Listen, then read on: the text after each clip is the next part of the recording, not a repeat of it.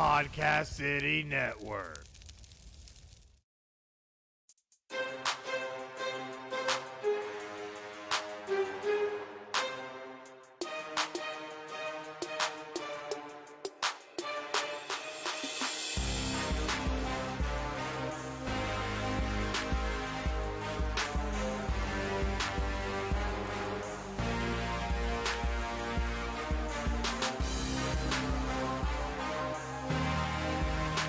This is Final Score, your number one podcast for sports news.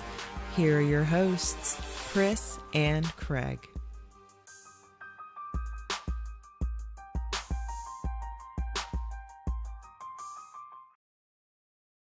Hey guys, and welcome to another exciting episode of Final Score, episode 97. And yeah, we definitely are starting an hour late. We definitely adjusted our clocks. We fully promised that we did, but still, technical difficulties hit when they hit, and here we are. I swear, I tried to upgrade a camera and make things look nice as you see right now, and Facebook decides to be crap, as well as our broadcasting software. But, whatever. But at least we do have the other man, the myth, the legend, who sadly we don't have video feed, but I have a cute pic of him. Good old Craig. How you doing, bud? Aw, that's a cute pic. It's a cute pic. I cropped you out. That's our picture from Sports PodCon last year at PodFest. Actually, it was this time last year, almost to the day. Almost, man, and that was a crazy time. And then right after that, we now entered to what people call our new norm. So hey, here we are. But we do have an action-packed show. We are sorry for starting so late, but hey, my laptop still says 10 a.m., so we're on time, right? But to make sure that you follow all things Final Score, you got to follow us on social media at PCN Final Score on Facebook, Twitter, YouTube, Twitch, and Instagram. Go on there, give us a like, give us a follow, hit the subscribe button, and help us push this thing forward. Because you see, I didn't even update it this week, but we're still trying to push our numbers and trying to get there. We're well over 1,000 on Facebook, over 1,100 now, and we thank you guys so much for the push, and almost to 200 on Twitter. So help us keep pushing, share, invite, all that good stuff, and we thank you guys so much for the support. But we do have to jump in. We got a little bit of some NFL news going on, and first things first with that is that we had somebody sign a contract, did we not? Absolutely. Well, we had the franchise tag window close on Tuesday, and one of those was more of really just a procedural matter, and that is one Dak Prescott, quarterback of the Dallas Cowboys. Finally, we were wondering, you and I were chatting during that time frame and wondering, is he going to get franchise tagged again?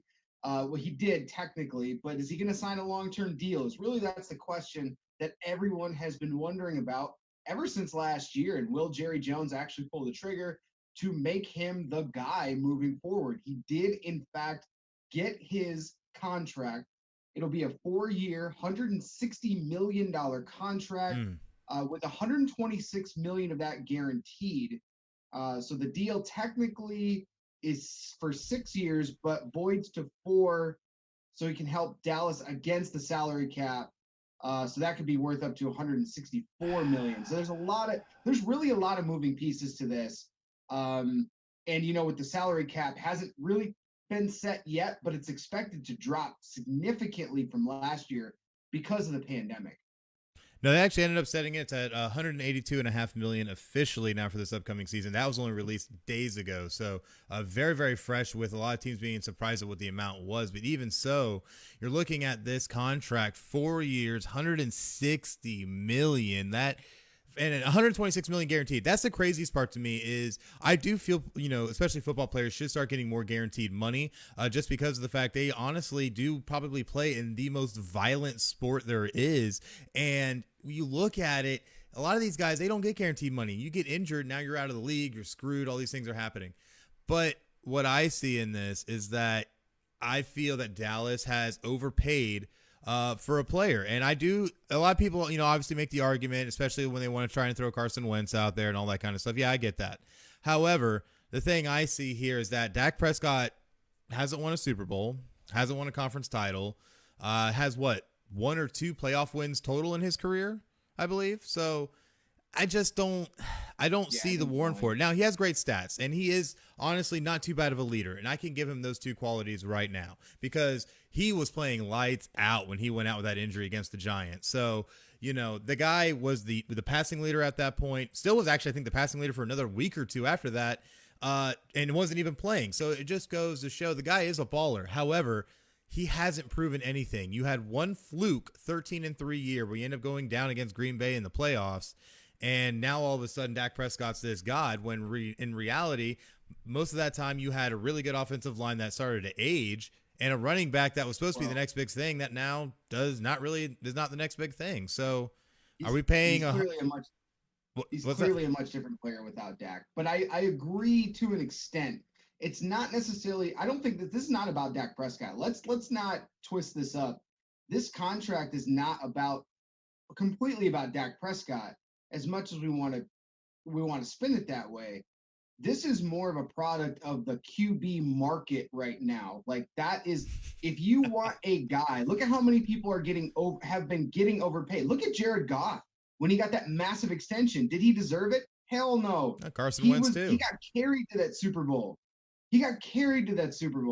But that's if you have a guy that you think is going to be your future for at least the next 5 years, you have to unfortunately do stuff like this to keep them in. Otherwise, you're going to be like, I don't know, like the Jaguars, basically, where you're like, you don't have a quarterback and you had some bad luck with, these contracts, all against it. Like you have to unfortunately do this for quarterbacks. But if you look at how this contract will lay out in 4, 5, 6 years, Dak Prescott, just like Matt Stafford contract years ago, when he got that massive extension, everyone's like, why he didn't do anything in Detroit? Well, he was the best player on the team. But looking at his contract now, like when he's actually like extremely valuable, it looks like a bargain. So unfortunately, the market sets this kind of stuff, in my opinion. So it's a great move for both sides because Dallas needs quarterback. You need a quarterback in this league yeah, for if sure. you want to be any kind of competitive. And for Dak Prescott, hey, this gives like a shining light of hope for those guys that aren't first round quarterbacks. I mean, look at Russell Wilson and Dak Prescott now, guys that are later in the draft that can play if they're given an opportunity, and they can get this kind of money. So it gives some hope there for those guys too. I kind of see this a little bit differently. For Dak Prescott, this is absolutely amazing. And for me, this is not even about Dak Prescott. This is about the Cowboys seemingly making whatever kind of decision they want based on how Jerry Jones feels. And that's the thing I see in this is that, oh, well, we have respect for Dak Prescott, and he's done a couple things for us. Let's go ahead and just throw a buttload of money at him. Because the thing is, while, yes, I do agree to an extent that the market has dictated this, it also has not. Because, hey, I mean, let's look at Tom Brady, who's been playing really in comparison on bargain freaking contracts that's usually not even top 10, and he has 7 rings on his fingers. So it just goes to show you don't have to throw a stupid amount of money at people to be able to win a championship. It's about being able to create a team, and that's the biggest problem with Dallas is that they always feel that they have to go out and get these superstar players that are going to bring them the attention they want and make them have the jersey sales and the ticket sales and everything that they need. But in reality, they're going 8-8. So yeah, and everybody knows that. That's a Jerry Jones special. Like he doesn't care about as much as he says he wants to win a championship. Clearly, he doesn't care. Look at the value of the Dallas Cowboys. They're one of the most valued franchises in the entire world, not U.S. world. Yes, world. Up against European soccer clubs like Manchester United.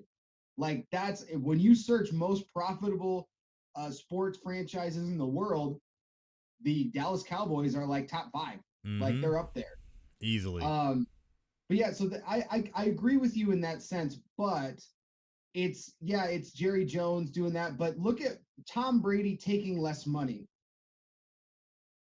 These guys, not everybody thinks like Tom Brady. And a lot of these guys understand the point that you made a few minutes ago that players have to get their money because they may not play. Look at Dak Prescott last year. Had this injury not happened, his contract probably would have been way more. Which makes it even sadder. He knows. Yeah, it's true. But he knows that the game is so fragile. It literally comes down, if you bust your ankle or you pull an Alex Smith and you like destroy the bottom half of your leg, your career, your livelihood is over. So I'm not like, I understand, and I don't knock the Cowboys for overpaying Dak Prescott. I just think that's what's at market right now, and that's, take that to how you will, but that's how the market dictates everything.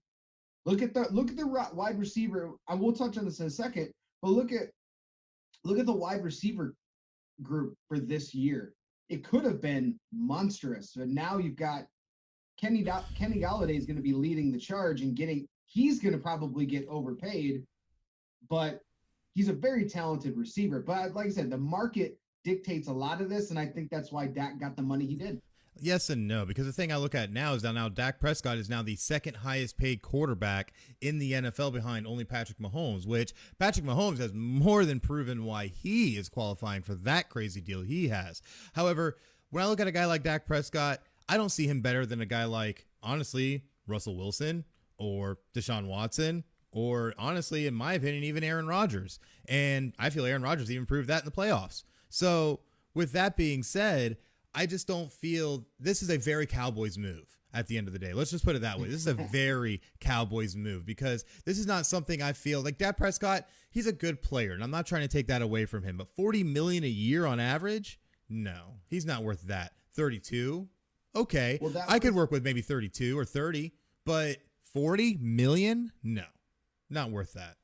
Remember last year too, that was the conversation, is Dak wanted 40-some million dollars a year, and everyone's like, no, you're not worth that. But look at the other contracts. I mean, you talk about Russell Wilson, he just signed an extension. So like that thing, the guys that you named are not even in a position to get more money right now. No, definitely not. Aaron Rodgers will never see that kind of money again just because of his age. Now, a couple of years ago, when he was in extension contract, he was one of the highest paid quarterbacks in the league, but everybody's got to be one-upped. It's not like the old days where you could just set guys at what their talent level is. Now it's all about the market. And that's been like that for at least 5 to 7 years in the NFL. And we've seen guys get overpaid. And this, depending on how you feel, this could be one of those prime examples. Because yes, right now he's the second highest paid quarterback, but guess what? Probably later this year or even next year, there will be a new second highest paid quarterback.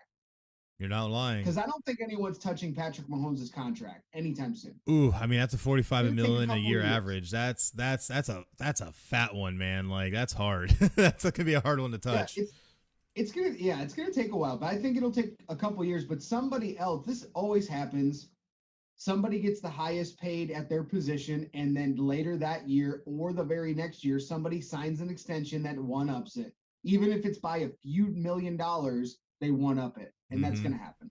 Absolutely. But it's just, I feel in this move, there's no reason Dak Prescott should be the second highest paid player, in my opinion, in the league, just because he hasn't proven it. And while I do agree that, yeah, you know, when it comes to how good you are and all like that, and the market dictates it all, however, there's still a certain amount of talent you have to be able to even get those kind of contracts. Because, yeah, it's a quarterback market where you got to overpay for a quarterback, but I don't see anybody overpaying for Tyler Heineke or for Cam Newton or for any of these other quarterbacks out there. So, you know, I don't feel Dak Prescott's proven it. And look at Cam Newton. That guy went to a Super Bowl. He's a former NFL MVP. And you know what I mean? So it's just, it doesn't all match up in my eyes. See that.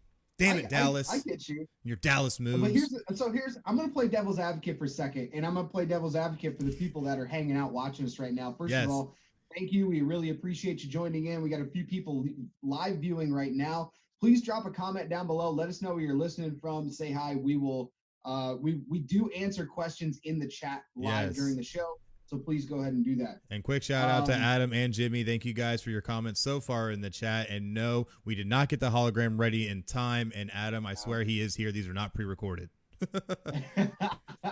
No, I couldn't get the Tupac. I couldn't get the Tupac thing going.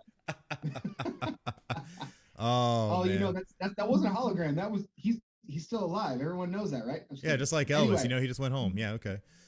Yeah, Elvis just went home. He's still alive. So but as far as like playing devil's advocate here for Dallas, okay, let's take your route. Let's not offer Dak the amount that he wants. Let's franchise it, tag him for the second time. So you franchise tag him for the second time, and now he ends up walking out the door. Who is going to be the quarterback for the Dallas Cowboys that can put them in a position to actually win football games? I mean, given the tumultuous nature of everything going on in the NFL and the quarterback rooms, I mean, hey, you can already start looking a year from now. Deshaun Watson's probably going to be available, so that's one you can probably look at. Also, there's some decent, not saying great, but some decent quarterbacks that are going to be coming out in the next year or two and out of college as well. I mean, there's ways to plan around this and be able to move forward. But the biggest thing I've always seen with Dallas is that they're only worried usually about two things: their running back and their quarterback. Anything outside of that is seen as prima donna, and you better just stay and play in your place. And that's how it is. I mean, why do you think we ended up having issues with a lot of the wide receivers there, and why you're not able to keep any that are worth a damn outside of Amari Cooper? And now they're having to, again, go to what a lot of teams should be going to, is the draft, to be able to build that receiver core.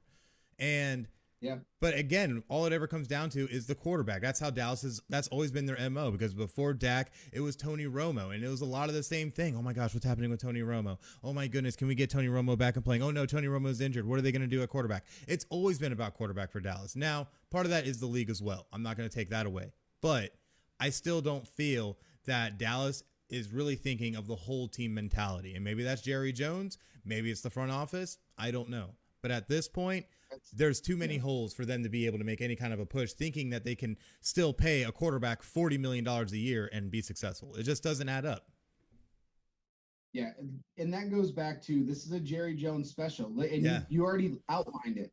This is what they've been doing for years. And who's been at the helm? Jerry Jones. What does he care about? He cares about the value of his football team and how much money he makes.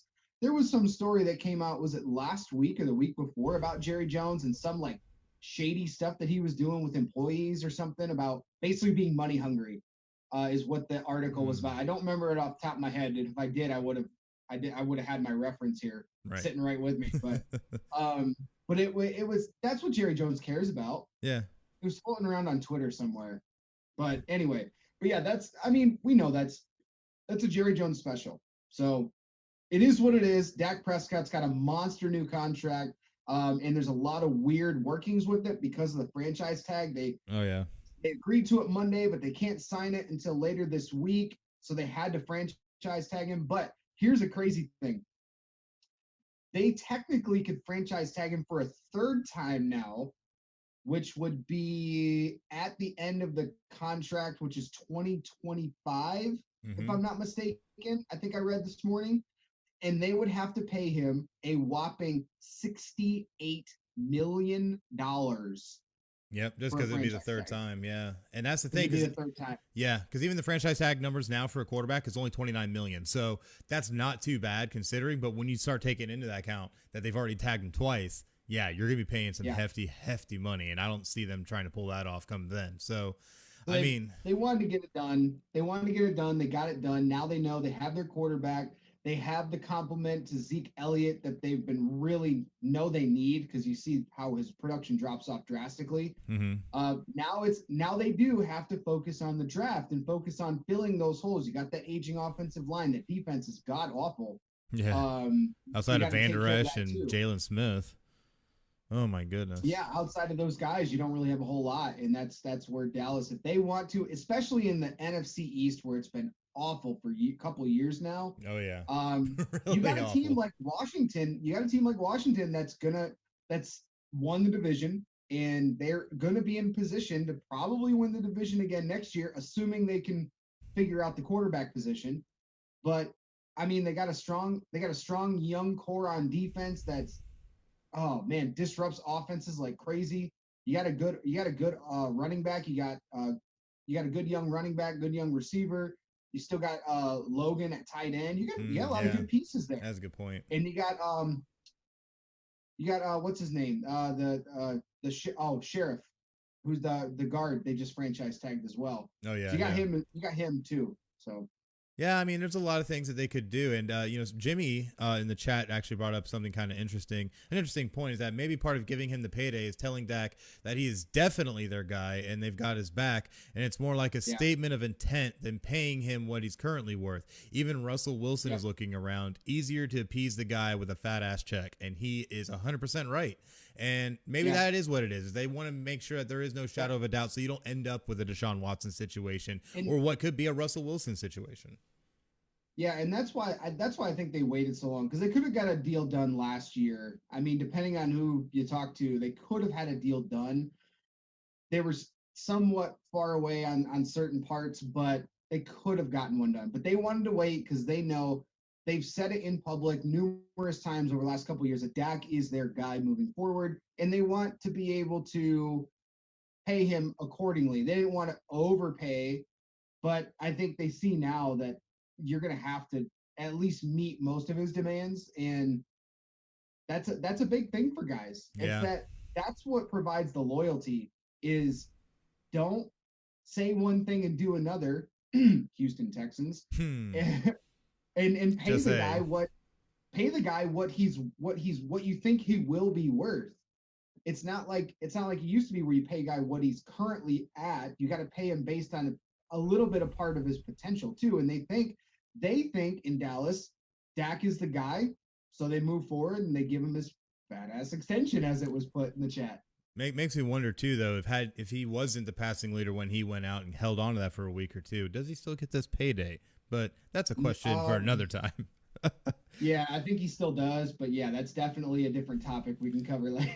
Yeah, absolutely. But since we are talking about quarterbacks, there is another quarterback who seemingly just can't give up, and that's Cam Newton, who is returning to the Patriots surprisingly on a 1-year deal. Man, what do you think about this? I was a little surprised that the fact that he was coming back, because he got off such a hot start the first couple weeks, and then it really kind of just fell off, and you could see there was a lot of other things too. A few guys opted out for the Patriots. They clearly have some holes on the offensive side that they just have not addressed to this point. But I'm a little bit more surprised the fact that Cam Newton got a $14 million deal. Yeah, after only playing on a $1 million deal, and that they think that highly of him. Honestly. But the fact that it's only a $1 million deal, it's not like a one potentially plus one. There's no opt-outs or anything to that I know of. So it's a strict 1-year deal. So this is another approve it deal for Cam Newton. But I see it this way as well. If it's a 1-year deal, the Pats are got to be thinking about the future. And clearly Jared Stidham is not the guy. We've seen that he's not very good under center. They thought they were going to have lightning in a bottle again. They're quickly realizing that Tom Brady doesn't come along all the time. That type of a player who's drafted super late isn't going to turn out to be the greatest of all time every single time. So they do have to address the quarterback position in this draft. Or if they really want to roll the dice and try to build some pieces around Cam Newton this year and then draft a quarterback next year. But I think they have to go QB. But that's why I see this being – it's good for both. Cam gets paid, and he knows he's going to be the QB1 in New England because there's literally no competition. Literally. As long as he's healthy. That's the big one. As long as he's healthy.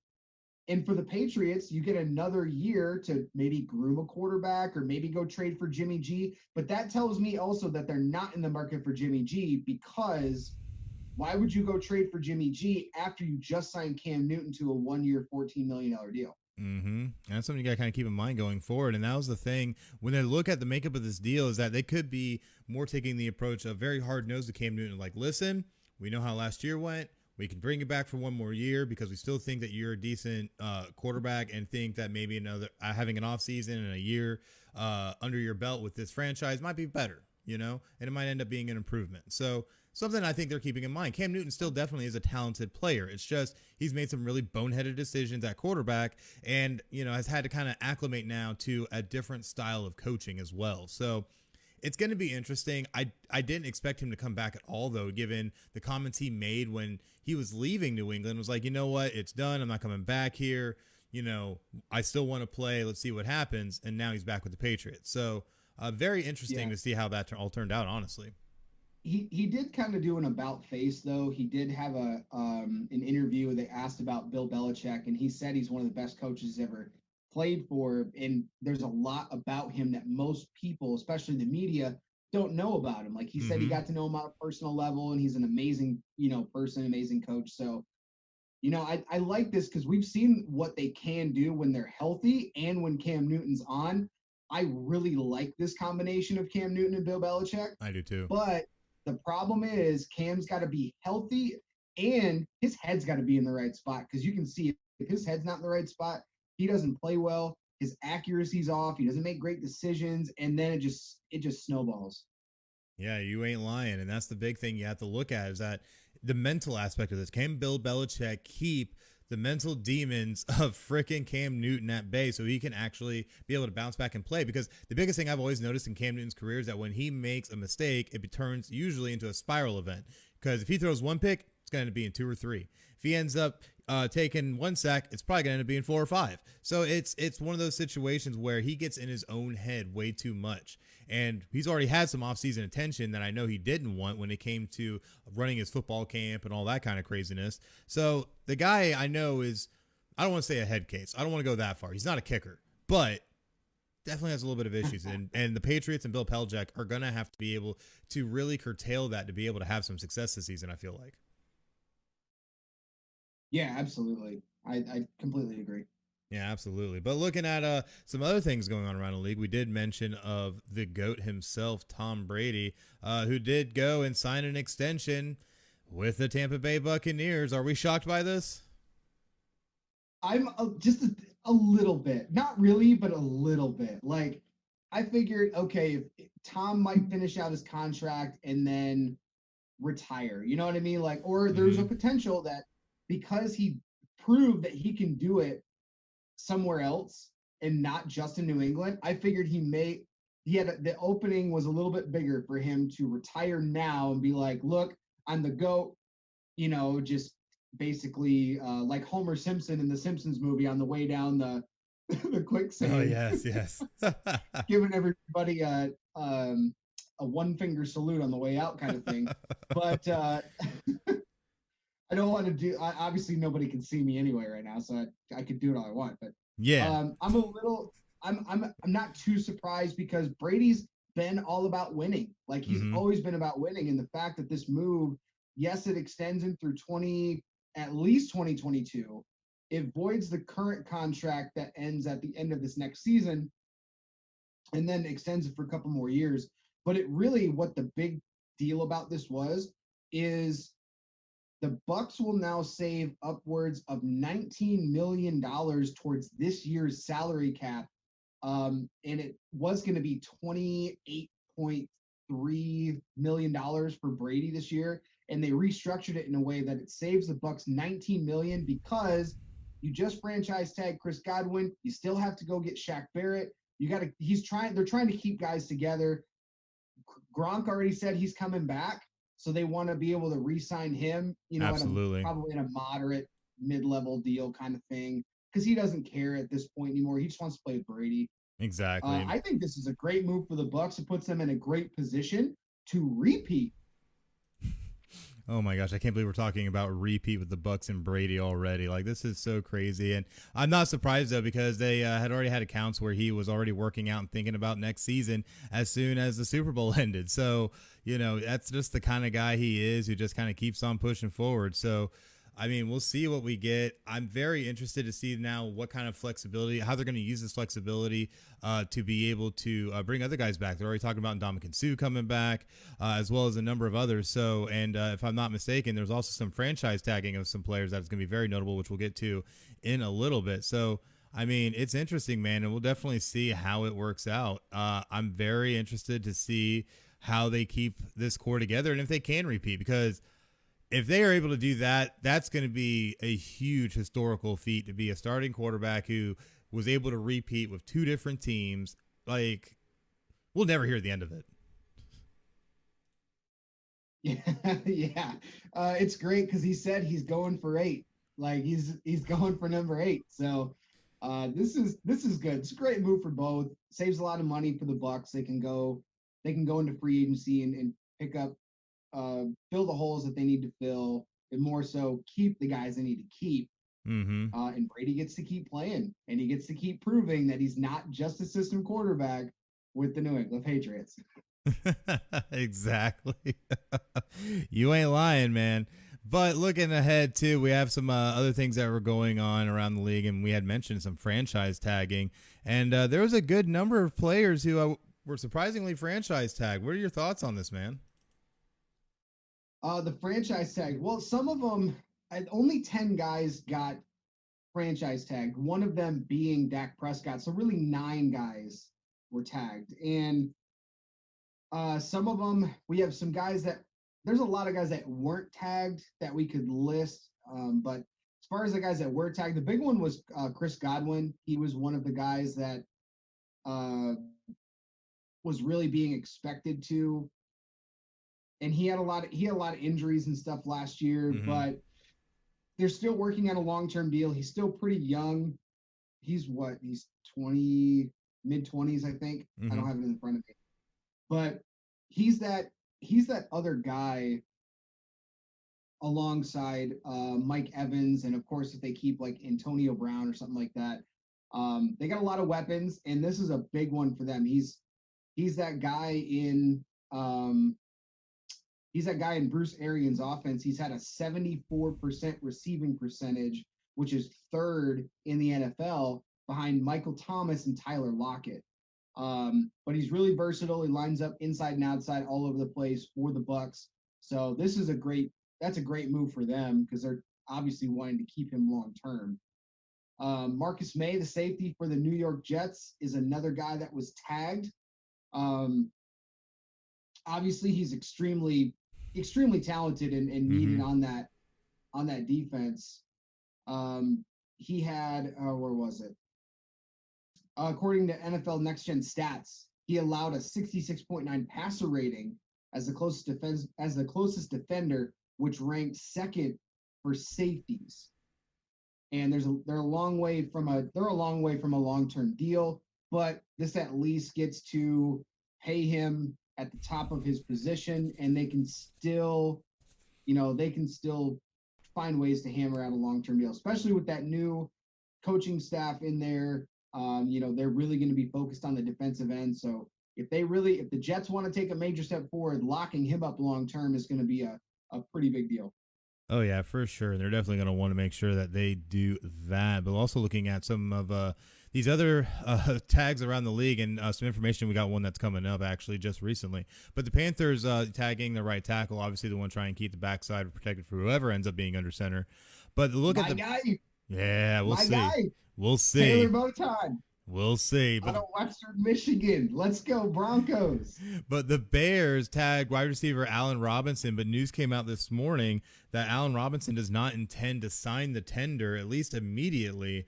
So definitely an interesting little development here with that. And Yeah. I don't know if that's going to be something we see more regularly. I don't think it will be. But I know that's something Chicago's definitely going to be worried about if the Allen Robinson tries to sit out for the season or anything like that. Well, this is for Allen Robinson. First of all, why did you decide to go to Chicago, which is Yeah. completely bonkers to me. Yeah, you shot yourself in the foot to begin with, bro.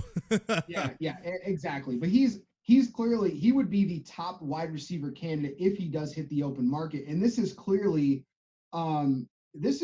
Chicago's desperate attempt to try to keep any kind of pieces around, because you have no answer at quarterback unless they're supposedly putting together a quote boatload of capital Mhm. to try to go get either Russell Wilson or Deshaun Watson. I don't think either one's going to work out, but I mean, Allen Robinson's clearly their best offensive player, and he's still 27 years old. He wants to hit the open market, get a long-term deal, and go actually play for a real quarterback. Mhm. So this is a desperate attempt by the Bears to try to keep some pieces there, and they tried to negotiate a long-term deal last year. It didn't pan out because they didn't want to give him what he wanted, but also I think he realizes the writing's on the wall. They're not going to improve that offense. Like, Bears have always been all about defense. They don't put a lot of money into their offense, and when they do, they overpay for guys to come in their offense. Ain't lying. But so this will be interesting if he does decide to not sign it. He's still technically under contract, so I don't know if we haven't seen this too much where guys refuse to sign the tender for franchise tag, but he'll probably have to end up holding out. Yep.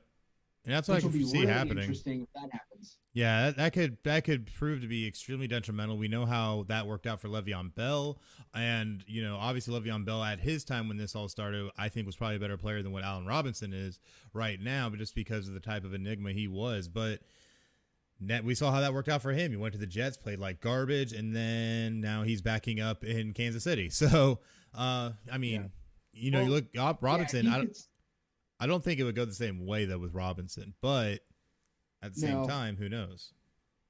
Well, for receivers, they take normally a lot less of a beating than a running back. Yeah.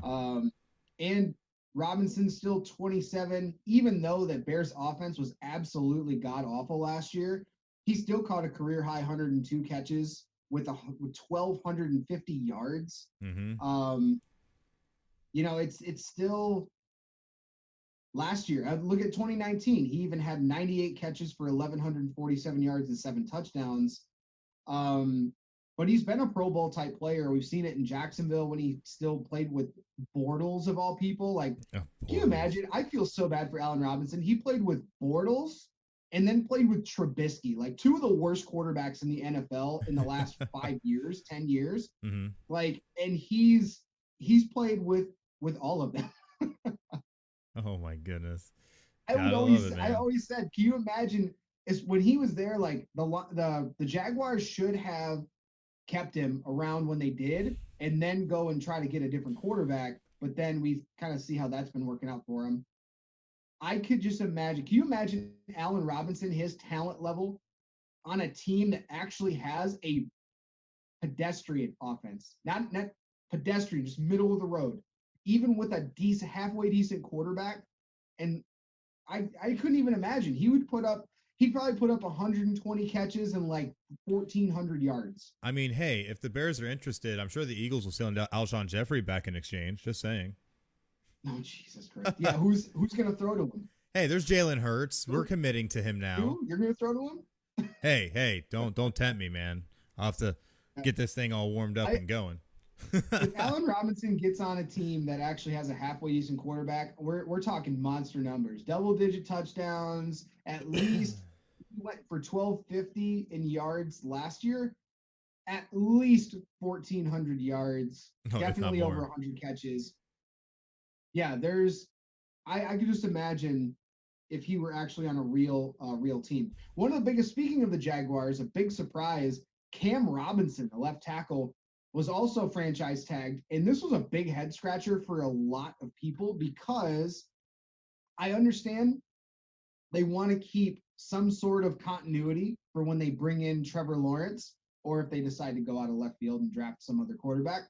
But Cam Robinson has been rated by numerous different organizations as one of the worst starting tackles in the NFL. And of course, in very Jacksonville fashion, let's pay him in the top percentile of his position. It'll be about $14.5 million for a guy who has one of the worst pass blocking rates in the NFL that I saw recently. He ranked 59th out of 62 qualifiers at left tackle in pass block win rate last year. He's also coming off some injuries in 2018.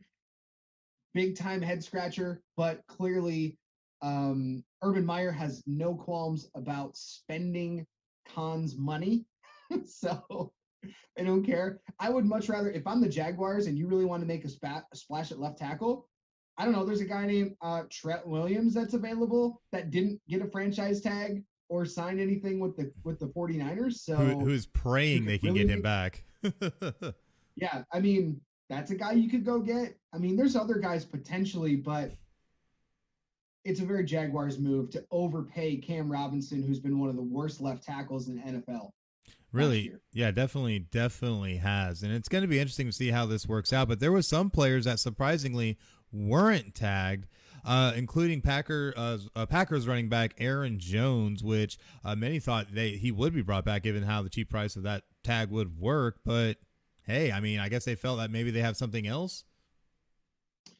It's more, I think, because of this is a win-win for Aaron Jones Mm-hmm. because he's either going to get a long-term deal with the Packers, which is something that he wants anyway, or he's going to get a big contract long-term deal with another team. And if you're the Packers, not tagging him also upsets your star quarterback who's at the end of his career, but they're also letting go of their backup quarterback, which makes the way for Jordan Love to be the number 2 quarterback in Green Bay.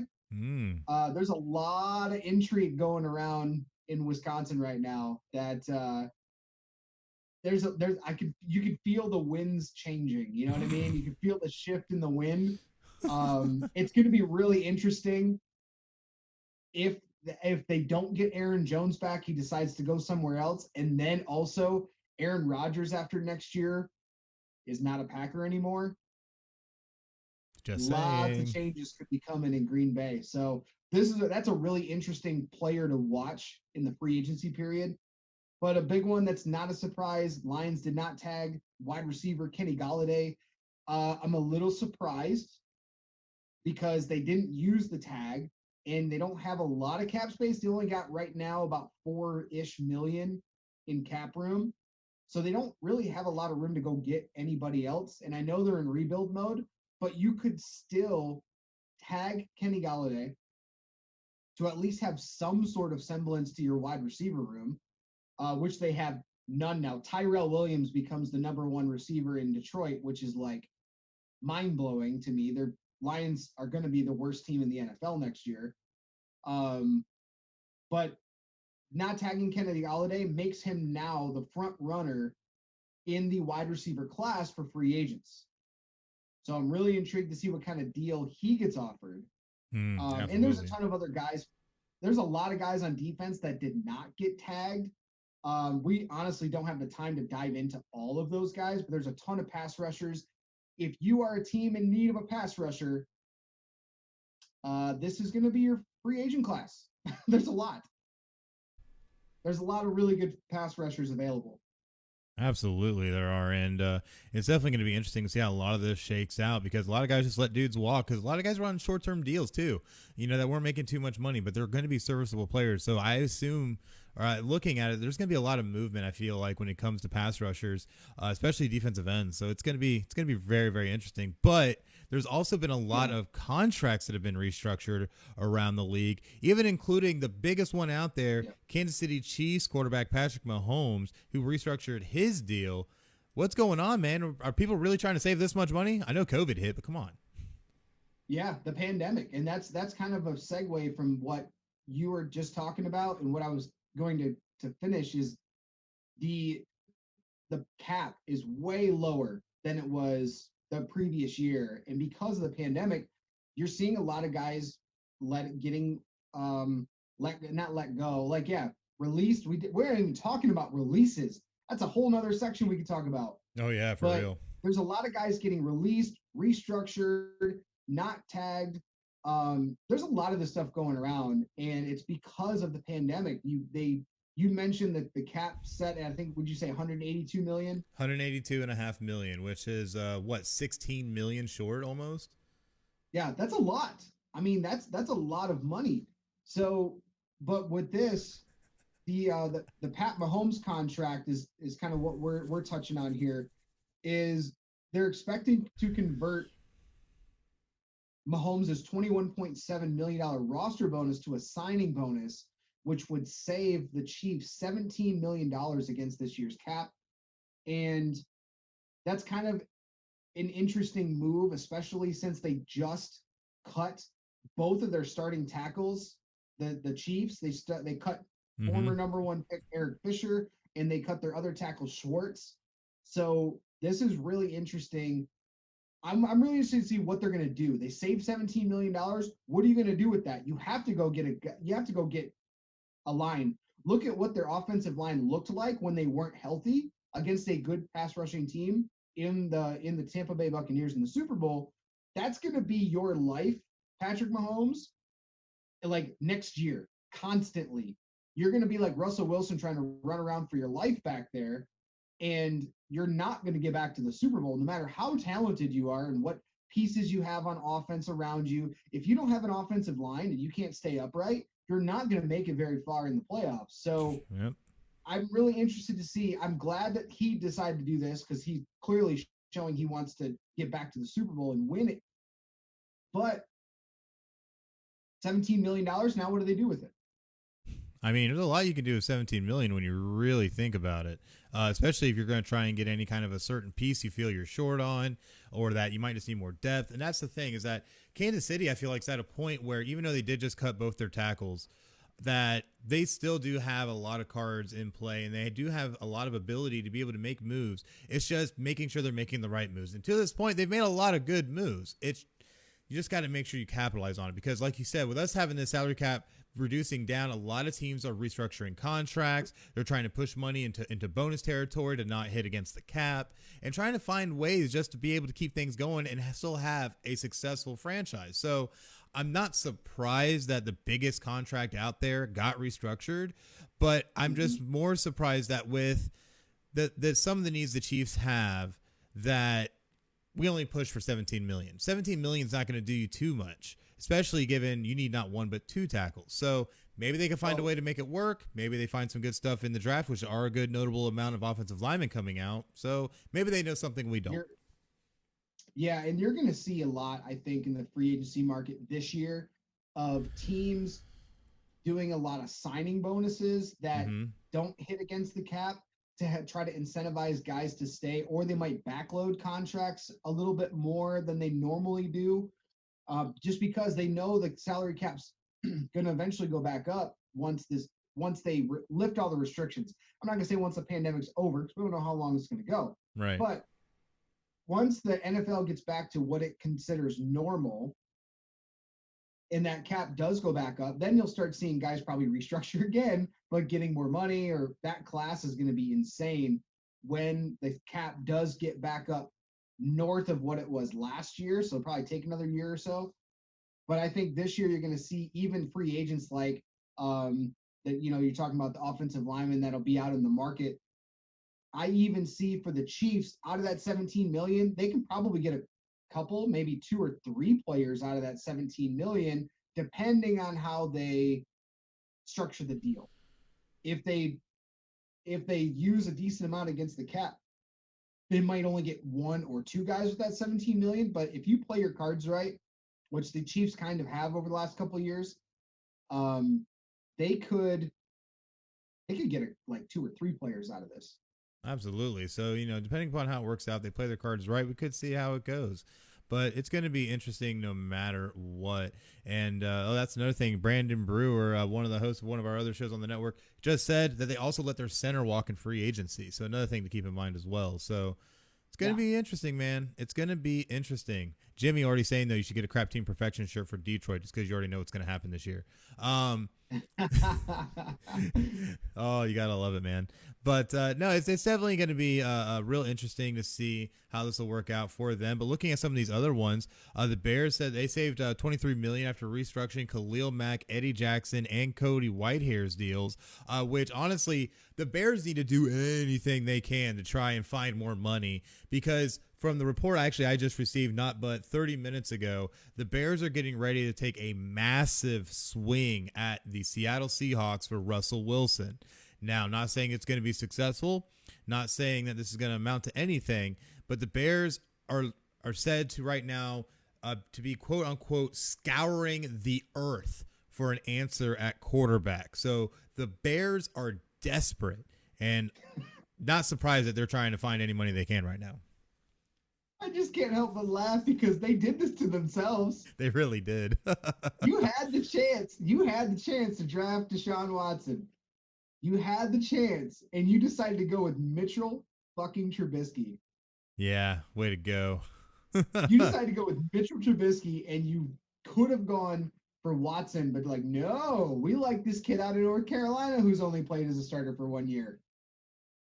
Yeah, that's a very Chicago move. Let's go ahead and do that. And now guess what? A couple of years later, you see what's going on here. Like, I don't think they're going to get either of the guys that they want. I don't think they're going to be able to offer enough for Russ Wilson or Deshaun Watson. And the Texans are very adamant that they're not getting rid of Deshaun Watson. So that's going to be an interesting. That's, again, another subject for another time. And closer to the season, I'm really going to be interested to hear more about that saga.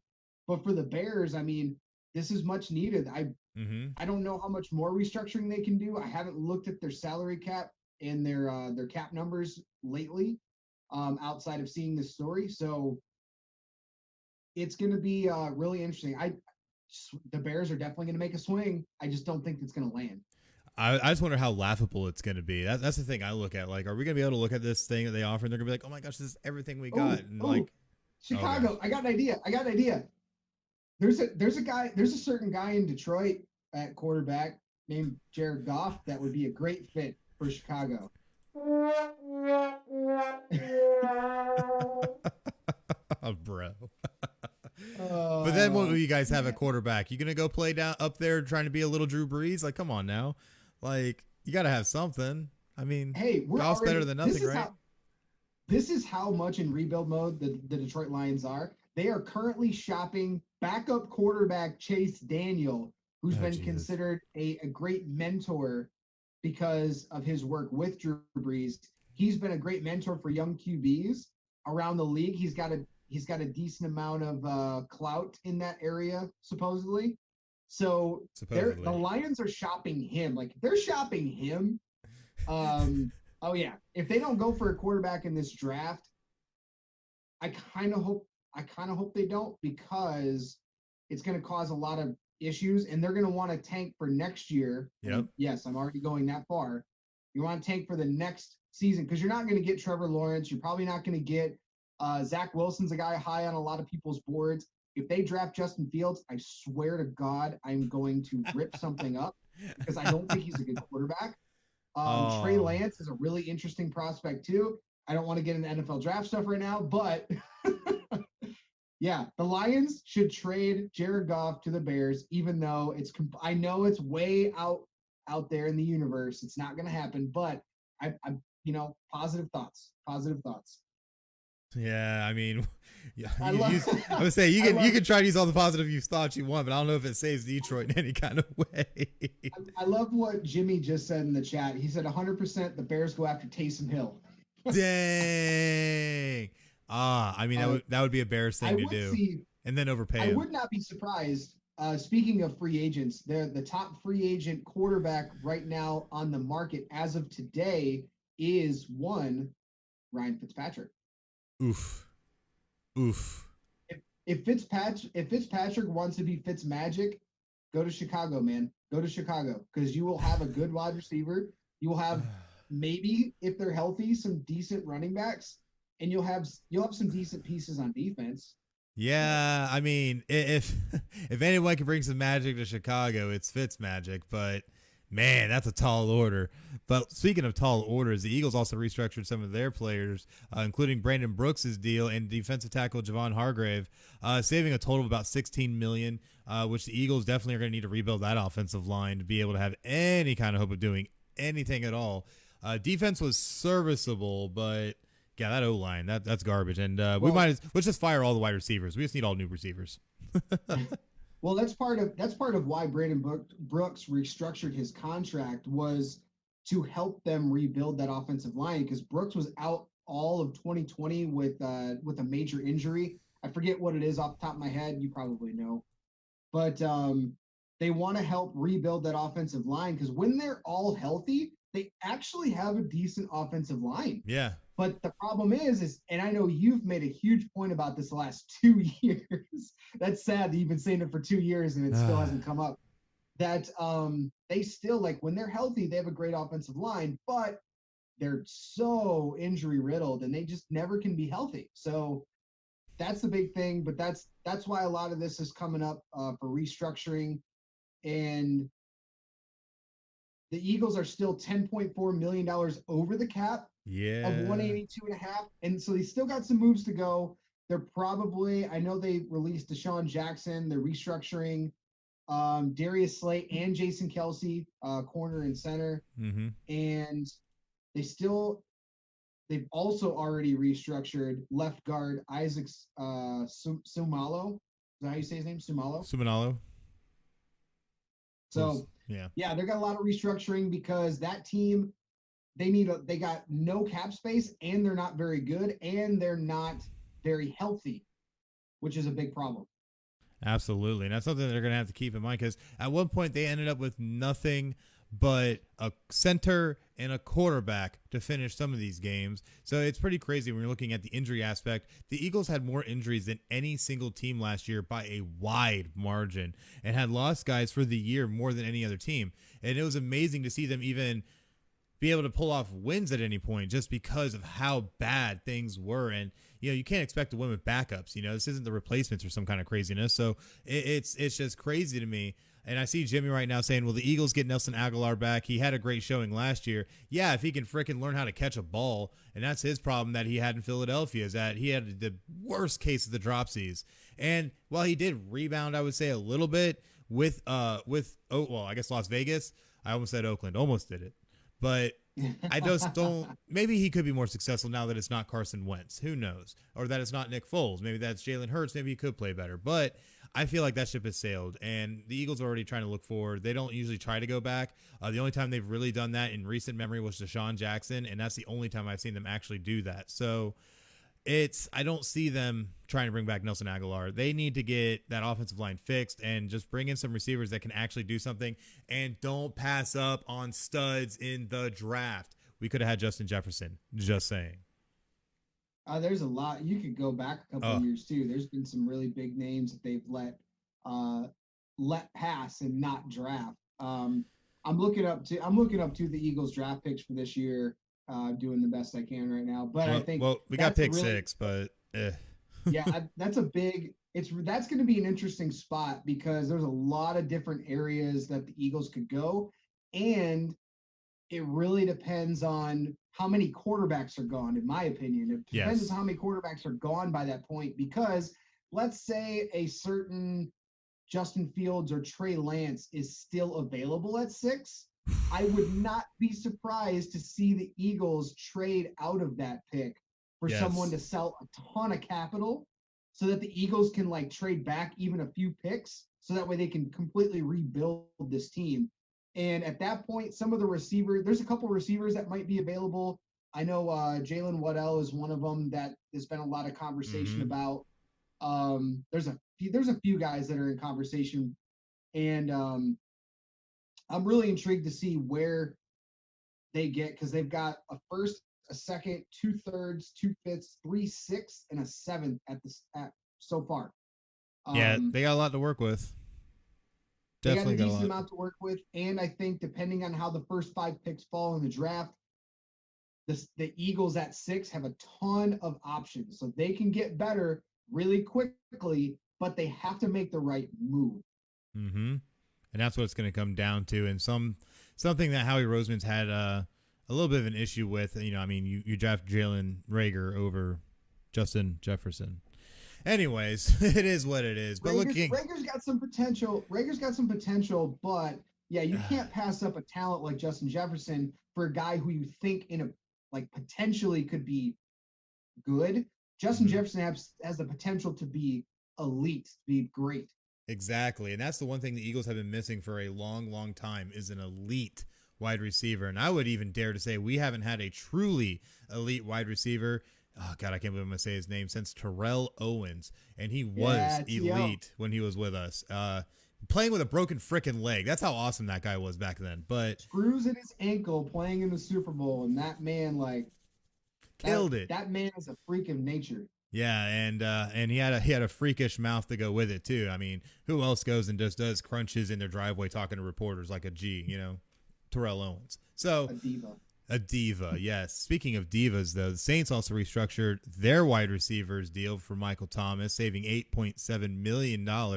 Don't know if that's in hopes of being able to try and make a move themselves eventually for a big-name quarterback. The Saints have been linked to Deshaun Watson and Russell Wilson because a lot of people just don't flat out know what's going to happen with Drew Brees. And I'm pretty sure no one wants Taysom Hill as a starter right now. So, I mean, you got Jameis Winston, though.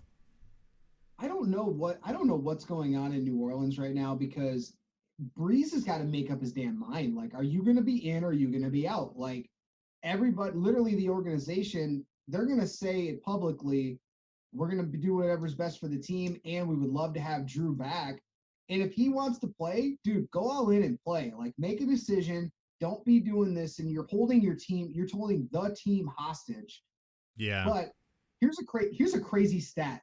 That at one point this offseason, the New Orleans Saints were around $60 million over the salary cap of 182.5 million. They were $60 million over the cap. So the fact that Michael Thomas is restructuring to save 8.7, is that going to do anything? Probably not, but they got to find ways to shed money. They got a lot of holes that they need to fill, especially if they want to be productive and also get some sort of like competitive in the cap market. Because they had to restructure. They already restructured Malcolm Jenkins, safety. They structured Andrus Peat, Demario Davis, Cameron Jordan. And of course, Drew Brees, they still haven't figured out. Like, I just need for Drew Brees, make up your goddamn mind, dude. Like, are you going to play or not? And that's what it's going to come down to. Like, free agency's right around the corner. Make up your mind. Because then, what if he waits until after the draft and the Saints don't draft a quarterback, and now you're stuck with Taysom Hill or Jameis Winston? Mm-hmm. I mean, not that I would be horrible. Like, I think Jameis Winston could be serviceable, but Taysom Hill definitely is not the answer. I think he could too. Yeah, I think Jameis Winston could be good too. Yeah, but I just don't think Jameis Winston is Super Bowl good. So correct. I think he could make them competitive in the NFC South, but you also got to look at the Bucs are going to be the team to beat, and the Falcons are always Jekyll and Hyde. You don't know what you're getting. They had a bad year. They usually bounce back with a good year. Yeah. I don't know why, but that's just what they do. And then the Panthers, they got a lot of holes, but they could take a step forward next year, second year under Matt Rule. Mm-hmm. I don't know. We could see there is a very possible scenario that we could see the Saints be the third or fourth team in the NFC South if a lot of things play out. That's being super hypothetical, but there's a possibility that the Saints could be so strapped and like they could be the third team in the NFC South if they're not careful. Definitely could be, and it could see just literally an unraveling of their team and franchise. So it would be definitely interesting, and we'll definitely bring a lot more once we get a little bit closer. Keep in mind, 3 days away from the new calendar year for the NFL. So all these trades and moves and things we've been talking about will go into effect on that date, pending physicals and all that kind of stuff. Obviously, there is a process to this. So once we get to next week's episode 98, we'll have a much more solidified listing of how everything really is in the NFL. Plus, there'll probably be some new ones that'll pop up because there's still a lot of speculation when it comes to quarterbacks. There's still a lot of speculation even when it comes to players like Zach Ertz, who still is expected to be dealt, and things like that. So we should still see a lot more movement throughout this next week. So definitely just keep your eyes peeled on our social media at PCN Final Score. That way you can make sure to see all the latest and greatest as we post it. And we've been getting pretty good. We're actually beating out some of the big boys and getting that info out there. So, hey, you might get the info faster from us than anywhere else. Just saying. But you know what else you can get from us? You can get some cool PCN swag. Yeah, that's right. What can you tell us about that, bud? Well, at PCN shop, you can get a net gator to help protect you from COVID-19. You can get a mug for your morning coffee, or you can just get a t-shirt to represent your favorite podcast network out there. We've got you covered. You can get the latest apparel and gear for your favorite podcast on the network, including Final Score and Podcasting Network by visiting podcastcity.net/shop. and check out the latest lineup. While you're there, you can also get a boycott the college football playoff t-shirt, boycott the CFP, and you take a selfie, you tag Final Score, and use the hashtag down with CFP. You may see it on the show. You may see it on the social media networks. Yep, just a lot might. of things. It's a lot of fun. We got some good stuff. We actually got some good stuff coming soon as well that will be part of the surprises for episode 100. So be on the lookout for that. But everything you need to find apparel-wise, all the latest gear and fun projects that we're working on, podcastcity.net/shop. Yes, definitely make sure to check it out. And like Craig said, there is going to be a buttload of new stuff hitting the store, not just from our end, but from other shows as well. Because, Podcast City Network's always moving and shaking. So always something going on. But what else is going on is some amazing college basketball right now as we are starting to finish out the conference championships and starting to get ready for tonight's Selection Sunday. That way we can set the field for the March Madness tournament. This is probably one of my most excited times of the year because, this is truly the best playoff, one of the best playoffs, probably outside of NHL, that you can get because every team truly has a shot.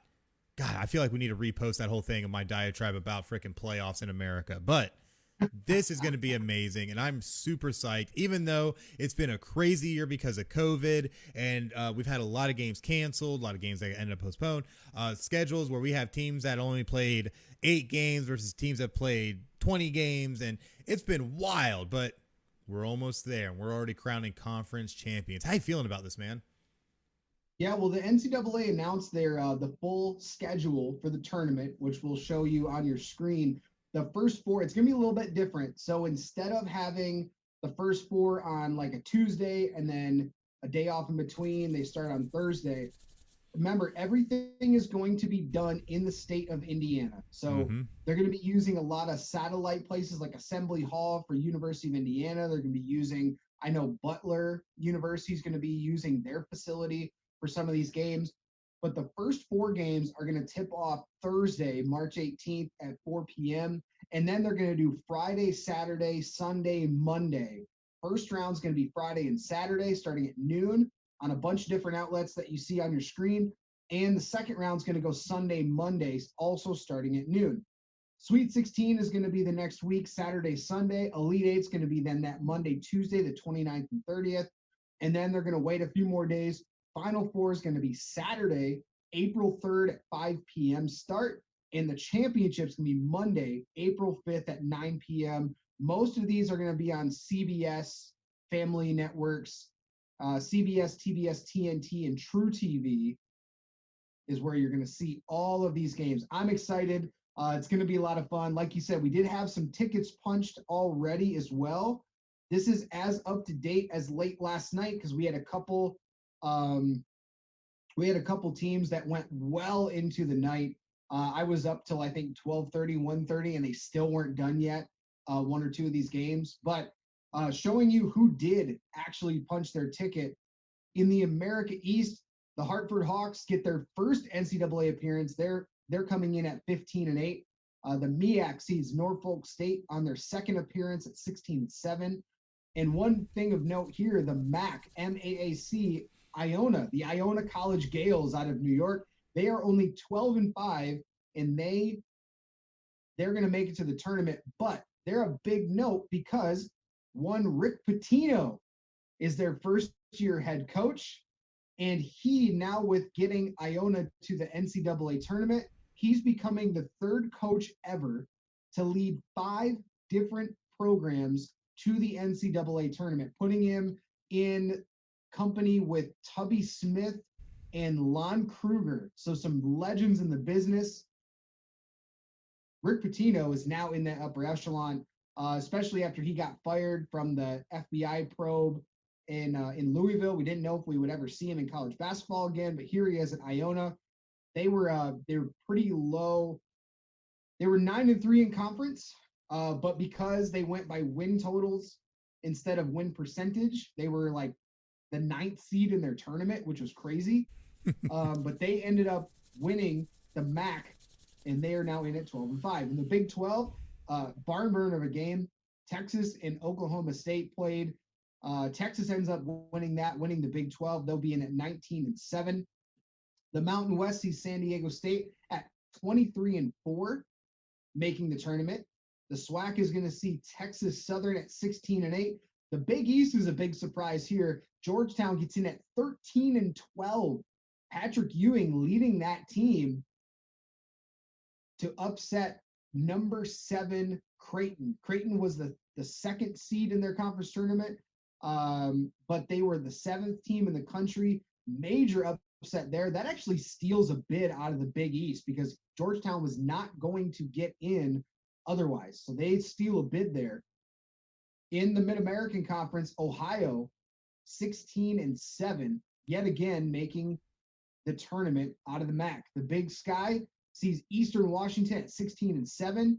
ACC sees Georgia Tech take down, I believe it was Florida State last night.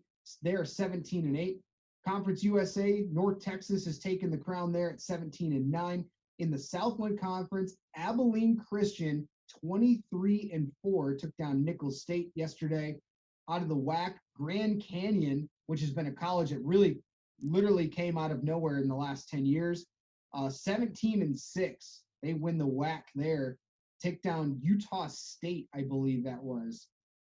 Pac-12 was a crazy game. Oregon State took down ranked Colorado in the final seconds. They get in at 17-12. They are also stealing a bid, which will be interesting tonight. And finally, in the Big West, the last game that took forever to get done, UC Santa Barbara finishes 22-4 on the season, and they get the automatic bid out of the Big West. Man, absolutely crazy to see all this come into fruition throughout this past week. Been so many great games going on, and it was wild watching some of this, especially with North Texas. People don't realize when North Texas played their game, I got to watch the beginning of it. They were up, I believe it was 17-0 on Western Kentucky, and Western Kentucky was supposedly the better team. So it just shows you the craziness we've been dealing with this year. Oh, man. But there are still some conferences that... There's still some conferences, though, that have to still be decided, including the AAC, Big Ten, and the SEC, all games of which are going to be played today before we obviously get to what will be Selection Sunday, and it's going to be absolutely amazing to see what happens with that. But in the AAC, we are going to have Houston versus Cincinnati. The Big Ten is going to be Illinois versus the team you hate so much, Ohio State. And then in the SEC, it's going to be LSU versus Alabama, which Alabama has not been in the SEC title game in basketball since 2002. So definitely a resurgent year for them. So definitely going to be interesting, man. Yeah, Bama's been a really good basketball team, which is crazy to think about. They're usually known as a football school, but Houston's definitely the favorite against Cincinnati. Excuse me. And then in the Big Ten, that tournament has been wild. There's so many good teams in the Big Ten this year. Illinois took down Iowa, who has Luka Garza, who's one of the best players in Iowa program history. Illinois is on a roll right now. Ohio State did take down Michigan yesterday. A lot of things kind of played out. Michigan lost Isaiah Livers. He's probably going to be out for an indefinite amount of time. So not only did they lose him and lose against Ohio State, I don't think they're going to be a 1 seed. They still could, but I think they're probably more likely a 2 seed. Illinois is definitely a 1 seed. If Ohio State wins the Big Ten, I see them as a 1 seed. They're very good. Michigan's going to be an interesting draw because without Isaiah Livers, they are, I wouldn't say lost on offense, but it's definitely a lost piece. Like they need him to make a deep run in the tourney. So if they lose him, Michigan's going to be in trouble. But this is what we love about college basketball. You get to the conference tournament, anything can happen. And of course, the March Madness tournament starts coming up soon. As you mentioned, Selection Sunday is tonight, 6 p.m. on CBS. Yes, it is. It's going to be amazing. So definitely make sure to tune in. It's going to be a lot of great stuff going on. Quick shout out to the chat. We see JDM in there who says he's planning on watching Zero Ball, but he plans on winning a certain tournament challenge that somebody's running. What can you tell us about that, Craig? Absolutely. Well, FinalScore has a bracket challenge for this year's NCAA tournament. We have an ESPN bracket challenge group that We should be, I believe, throwing up a graphic for that. But the details on that, we have search final score, one word, in the groups. And the password is FinalScore 2020. I know it's 2021, but the password is 2020. We're still stuck Final in 2020. score, Let's be honest. yeah. The password's FinalScore 2020. We are still working on some prizes, but prizes will go for the top brackets. So the bracket winners will get prizes exclusively from Podcast City Network and Final Score. And we are going to be competing as well. We have a few of the other shows from the PCN Sports family that are also going to be competing. We've had a few entries already, which is fantastic. So go search ESPN's Bracket Challenge, search Final Score, and the password is FinalScore 2020, and see how your bracket is going to stack up against ours. Absolutely. It's definitely going to be amazing. Definitely make sure to go check that out. And usually I get pretty lucky at these kind of things. I remember one time I won a World Cup bracket just because I was like, hey, I think Germany's going to win. And it worked out. So, hey, you never know. But I really don't want to have to win our own tournament. So please enter your bracket. Try and show us that you know your medal and that you're going to try and take us down and win yourself some really cool prizes. And like we said, it's going to be a nice prize pool. This is going to be a lot of fun. We're going to do something. We're planning on making this a yearly event. We did it 2 years ago in a different fashion. We did it 2 years ago, though. Obviously, last year we didn't have a tournament. So it's a lot of fun. We're doing it again this year. So go ahead and find ESPN's Bracket Challenge, search Final Score. And you can always DM us if you forgot the password or if you have any trouble getting in. Absolutely. So definitely make sure to check it out. We also have the post on our social media. I should have the info as well, I believe. So you can definitely find that on there at PCN Final Score, Facebook, Twitter, and Instagram. Go check it out. Just like you should go and check out all the great content that we have that's available across our myriad of platforms, including Google Podcast, Spotify, YouTube, TuneIn, Podbean, iHeartRadio, Stitcher, and Apple Podcasts, plus Bullhorn, Player FM. Like, we are freaking everywhere, guys. Go find us. All you have to do is search keyword PCN Final Score, all one word, and give us a like, a follow, and a subscribe. That way you can make sure you keep up to date on all the latest content that we put out as we continue our march to episode 100. So there definitely is no shortage of content. Go check it out. Go give it a download. Go give it a watch. Go give it a listen. All that great stuff. And enjoy Final Score because we appreciate you guys. But we also got to talk about some NBA news that's been happening. A little quick NBA update. We are now through the All-Star game and now back to play for the second half of the season. But we've already had some notable things that have been happening with players now supposedly on the move, including Blake Griffin, who was bought out by the Pistons and then signed with the Nets. How did we end up here? Well, obviously the Pistons are going in one direction. They're 10 wins on the season, the worst team in the Eastern Conference. Not really surprised here that the Pistons and Griffin agreed to a buyout. There's a little bit of a rumor, not really, it was kind of a poorly kept secret that he was going to join the Brooklyn Nets. He does decide to do it. He hasn't played yet, but in 20 games this year, he's averaging 12 points, 36.5% from the field, 31.5% from three, and five rebounds. So nothing crazy. He's actually seen quite a bit of a dip in the last couple of years in his production. Injuries have always been kind of a question mark for him, but he chose Brooklyn because he wants to contend for an NBA title. He will be joining James Harden, Kyrie Irving, Kevin Durant, and DeAndre Jordan in Brooklyn. The big question for him, not only really how is he going to fit in, because he's not going to be expected to shoulder the load like he was expected to in Detroit, but with all those stars on this team, now it's a question of depth. Mm-hmm. Like the Brooklyn Nets hemorrhaged a lot of their youth and depth in order to get James Harden and DeAndre Jordan and company on the team. So that's going to be a big question mark for the Nets. They're second in the East right now. And with another story that we're going to come up with here, they have a position actually to get into the first spot of the East. But really, the question is going to be about depth for the Nets and where does Blake Griffin fit into all that? Mm-hmm. And that's going to be a big part of it because now you got seemingly a whole roster full of superstars, and you're going to have to find a way not only to keep them appeased, but make sure they get a little bit of ball time and playing time. And how do you keep all that happy? Because you know how I am when it comes to a lot of these players and egos and things like that. Not saying that Blake Griffin has one, but now you're entering in a situation where there are egos that are not necessarily running rampant, but they are there. But it's been a contentious, workable relationship, but now you add another star in that. I don't know. It's going to be interesting. I'm kind of waiting for this Brooklyn Nets project to kind of explode on itself, because I feel like really we're just at a ticking time bomb. But hey, who knows? Maybe I'm wrong and I'm just being one of those media pundits who just has no faith in them. Who knows? But still, we'll definitely end up seeing. But when it comes to the Nets and what they're going for, they are already in a position where they could very easily contend. We've seen a vast turnaround of the entire team since the addition of these players they've been able to bring in. It's been amazing. Even James Harden is looking decent out there. Like, Fat Man Harden is looking decent. What is going on right now? And it just blows my mind, man. Yeah, well, speaking of that, of the city of New York, the other team in New York is seeing a resurgence of sorts this year.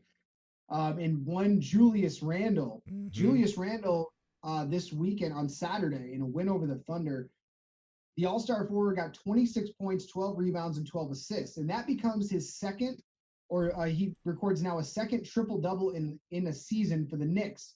The last time that happened was Mark Jackson in 1989. So it's the first Knicks player to record multiple triple-doubles in a season in over 3 decades. And with that win, the Knicks are playing a lot better. They got Tom Thibodeau. They're one of the top defensive teams in the NBA. They're sitting at 20-19 in the East. They're in the playoff race. They're sitting at 7 seed right now, just based on win percentage. They've been hovering anywhere from like 6 to 8, but their last playoff appearance was 2013. But a lot of their resurgence this year and why they are expected to at least limp into the playoffs, get in the playoffs, is not only the play of Julius Randle and a few other supporting cast, but Tom Thibodeau doing what he's able to do, and he works with young players very well to kind of impose his defensive mentality there. Randall's been having a great year, just under 23 points a game, shooting just under 50% from the field, 40% from three, averaging 11 rebounds and almost 6 assists. So he's having a hell of a year in New York and really helping push the Knicks into the playoffs. Oh, absolutely. And it's going to be interesting to see if they can keep making that push. And it's so crazy. We were talking, I don't even think, a year or two ago about just how lost and how horrible the Knicks franchise were and how they had fallen so far from grace. And now we're looking at them with an all-star forward playing great. Like, it's crazy to see. And like you said, last playoff appearance was 8 years ago. And now the Knicks might be coming back. You know what? I know New York's been waiting for this a long time. And happy for Knicks fans, It's not, you don't have to just look back at the Patrick Ewing days.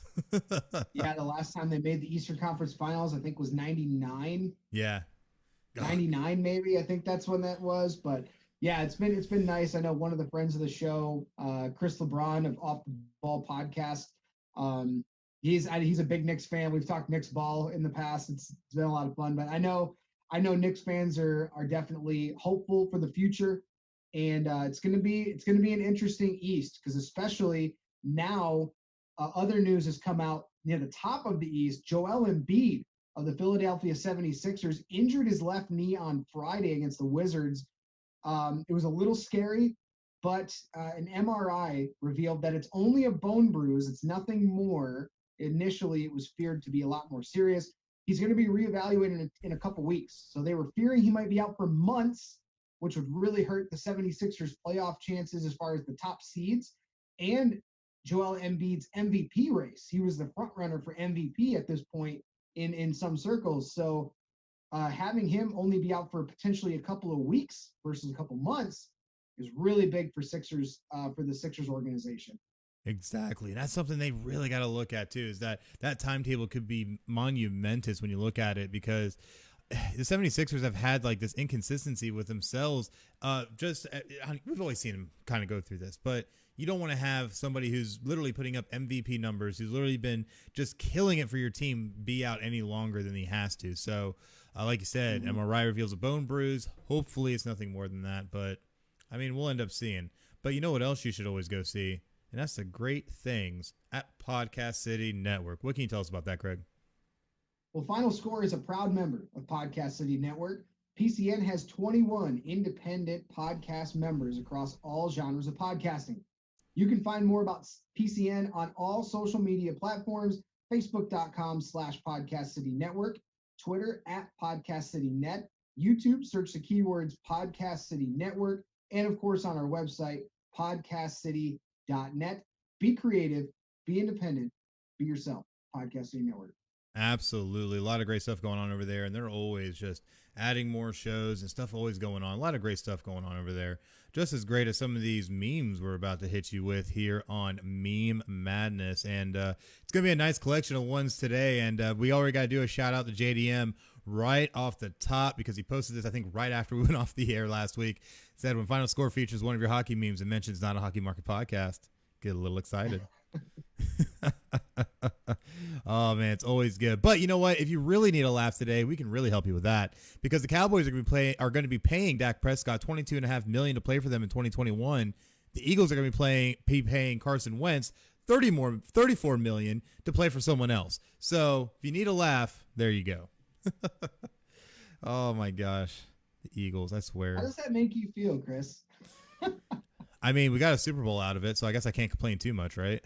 Hey, that's true. That's very true. That's what I'm saying. I'll take my ring in 2017, and I'll be happy for now. Okay, just don't make it 60 years until we win another one, and see what happens. But a lot of people always like to see what happens, especially with certain players like T.Y. Hilton, who real name is Eugene. If you didn't know that, that's right, Eugene T.Y. Hilton or whatever it is.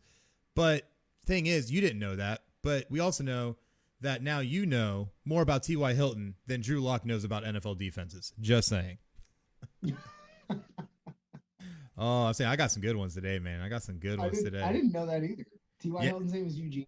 Yeah, I did not know that until I saw this meme, and then I had to fact check it. Because you know me, I like to fact check everything. But I went and fact checked. I'm like, man, his name really is Eugene. No wonder he changed it to T.Y. So another funny thing, though, is that Dak Prescott's odds of being Kim Kardashian's next partner are at plus 2,500, which are better odds than the Cowboys winning the Super Bowl, which is plus 3,000. Just saying. But hey, let's throw all that money at him, right? That always works. If you're a betting man. If you're a betting man, yes. I would bet on Kim K. I'd bet on the Kim K thing. Yeah, and what's funny is I was sitting here looking at this, I'm like, what would really be the odds of this? And I was like, I could see Dak Prescott and Kim Kardashian together. I mean, hey, Dallas players are used to that. We had Tony Romo and Jessica Simpson, right? So it just works. Oh man, but speaking of money, huh? Isn't Kim still with Kanye or no? Is that not a thing? They're getting divorced. So, it's all clearly, public and all that and whatever. Clearly I care about pop culture and people's marriages in Hollywood. Yeah, exactly, because we care so much. If you can't tell, that's sarcasm. I could give zero. I will keep that extra word out of it. Oh, it's okay. That word could just go.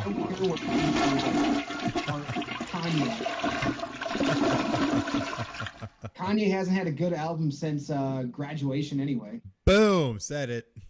No lies detected. But another thing you got to look at is the Chiefs O-line's been kind of probably looking around. Now you see the center walk in free agency. Both tackles get released. And the Chiefs O-line left's like, why don't you have any money to pay us? And you just see Patrick Mahomes off to the side just,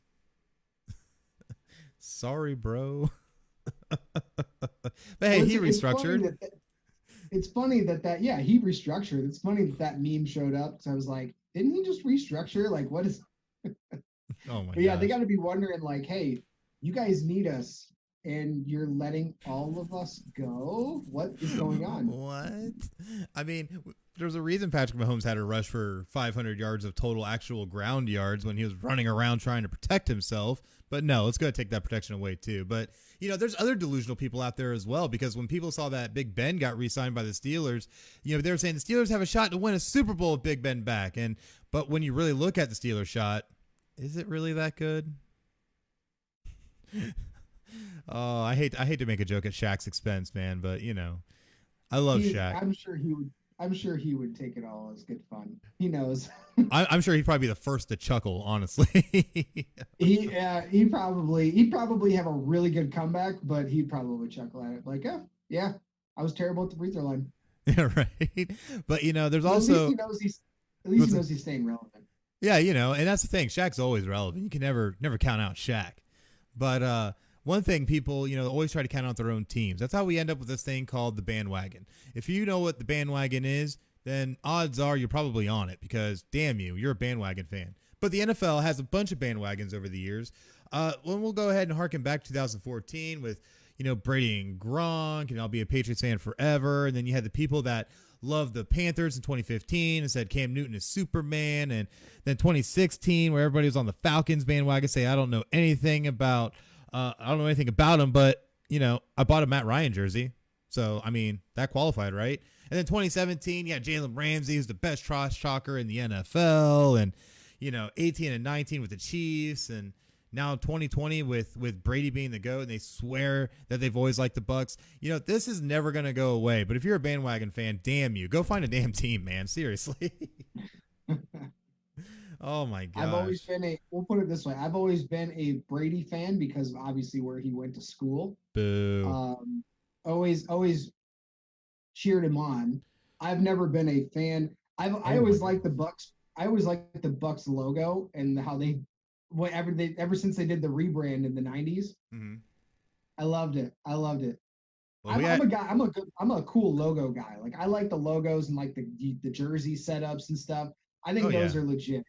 Oh yeah, I always admire that. But me, I've always been that person. I have a very loyal fandom, and maybe it's stemming from being a Notre Dame fan. But at the end of the day, I always feel you got to be devoted. But we actually have some breaking news that just came through just now. The Houston Texans have now traded. Oh wow, this is getting really crazy. Houston is now sending their Pro Bowl linebacker Benedrick McKinney to Miami in exchange for Shaq Lawson. So definitely some interesting moves, and they're also swapping some late round picks. So they're swapping both their linebackers. So man, that's just craziness. That's going to keep on happening until we get to the 17th. So definitely be prepared for more stuff to get announced and come out in the coming days. And you know what? You don't have to be angry. I know it's easy to be angry. It's okay to be angry. It's good to have a range of emotions, but some people are going to say no range, just anger. Especially when you start seeing these trades go through. So, you end up having both sides. You have the bandwagoners and people that just want to be angry. So, goes one way or the other, right? But that is the end of our meme madness. Definitely some good ones. If you have a meme you think you want seen on the show or you think it's just really funny, just send it to us. It may end up on the show. We're always looking for funny memes to post up here, whether it's ones you find or ones you make. Send them to us. We like them all. We're honestly glutton for memes. We're not going to lie. We love memes. Like, seriously, we love memes. So send them to us, and you might end up on Final Score. Who knows? But something else that you could possibly go do is maybe even join PCN and all the great things that they have going on, because Podcast City Network does offer an array of membership services, including social media advertising, logo design and branding, live podcast hosting, and so much more. And I got a frog in my throat for some reason. You want to take this over? Oh, no, we're good. We're going to battle through, because you also gain access to our network of shows to help with cross-promotion, guests, and overall reach, while also becoming a part of our ever-expanding PCN community based on people helping people. What's better than that? Oh, you know what is better than that? No membership fee. So what are you waiting for? Go to podcastcity.net/join now and join the fastest-growing independent podcast network around, Podcast City Network. See, I can make it through. Just got to throw that frog out. See, I can't even English now. Got to throw the frog out. There we go. Now I got it out right. So that way we can move on to the good old give or go. And definitely got a lot going on. To some interesting ones that we're going to have. Maybe be a little bit tense, but bear with us. It's going to be good. But the first one is going to be a nice, easy one I'm going to throw to you, is that the Tennessee Titans are shipping Isaiah Wilson to the Miami Dolphins, which we've just, as seen just now, Miami's moving people all over the place. So what do you think about this move? It's a little interesting because he was a first-round pick of the Tennessee Titans last year. Mm-hmm. The Titans sent a 7th-round pick in 2022 and Wilson to Miami for a 2021 7th-rounder to complete the deal. Got to pass his physical on the new year, the league year. But Tennessee signed Wilson. He was the 29th overall selection. They signed him to a 4-year, $11.6 million contract in August. Really interesting because he found himself on the COVID list twice during training camp and in October, Mm-hmm. but he really didn't play a lot. He's also because he's had a lot of run-ins with the law. Here's the funny thing. You got somebody that is had run-ins with the law. What city would you want to keep somebody away from if you wanted them to not have run-ins with the law? Hey, let's send them to Miami. Yeah, let's send him to Miami, right? Nothing bad could possibly happen there. No. But I'm hoping for him he can kind of reset himself, get off on a better foot. Hopefully, with under the Brian Flores regime, can kind of reel him in a little bit. This is some of the dangers that you have when you have young guys that get millions of dollars that maybe they didn't come up from they don't have the right mindset. That kind of stuff could happen. And this is, I think, one of those examples. It's kind of sucks for Tennessee that they gambled on a pick on him and he just didn't pan out already. But it is what it is. They got at least a pick out of it. Kind of sucks. You have to draft a first rounder and then you get a seventh in return. Oh, yeah, I know. And that's what I'm saying. It's like so crazy. You spend that kind of draft capital to 1 year later get literal crap for him back, it feels like. So, I mean, it is what it is. And you run this gambit every time you're bringing players into the league and you're having to deal with not only egos, but just trouble. These are youths at the end of the day, troubled youths that are having to now be thrust into stardom and into the spotlight and have all this money thrown at them. So it's not too surprising.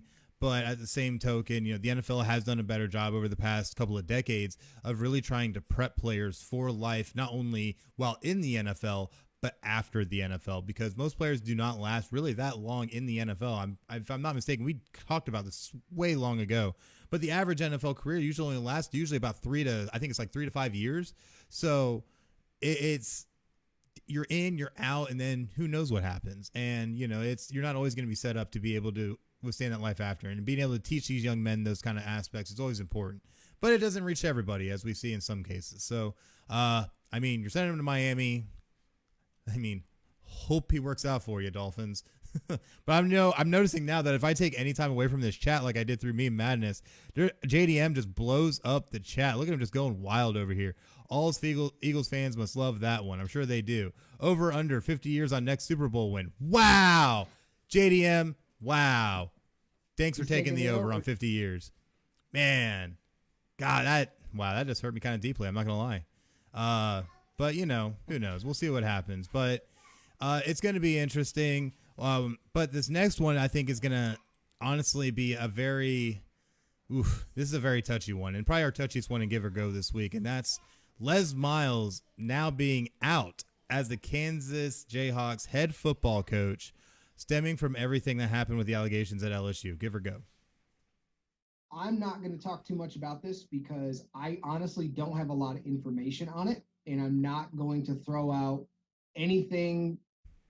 I'm not going to throw out any kind of thoughts about it that could be fundamentally wrong. But based on what I see, he was placed on administrative leave 3 days ago amid these accusations of inappropriate behavior toward female students while he was at LSU. Mm-hmm.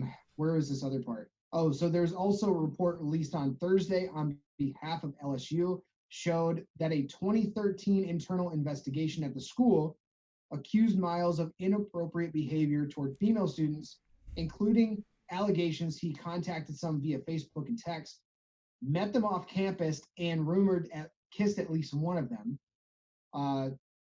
The report didn't find that he had any sexual relationships, but there was rumors. There was a small circle that he should have been fired at that point.